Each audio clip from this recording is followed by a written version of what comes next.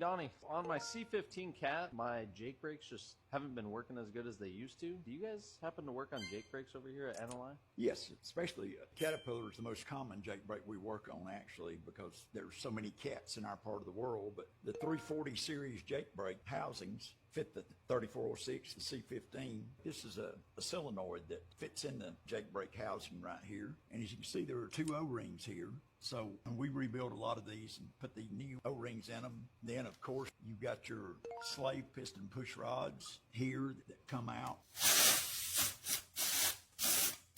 And then you have your other push rods here and your slave piston. But generally what you'll have in a Jake brake, your solenoid screws down into the housing, and then you have two wires that into the solenoid to activate it, and it all works off oil pressure. So here's your adjuster on your where you set your lash on your Jake brakes, and you always want to be careful. Don't set them too tight, because if they hold a valve down too long, they'll actually hit the piston because they don't retract fast enough. And don't just ever match up, or just because the 340 series Jake, there's a 340 A, B, C, D, and I think up to E on them now, and they always have to match the correct rocker arm here, because this is the push rod here comes out and holds the rocker arm open to make the Jake brakes work. So you want to make sure you have the matching parts, because we've seen them come in with the wrong rocker arm to the Jake brake series, and they just don't work correctly, and they may even cause damage to your piston and valve train there. So they're not very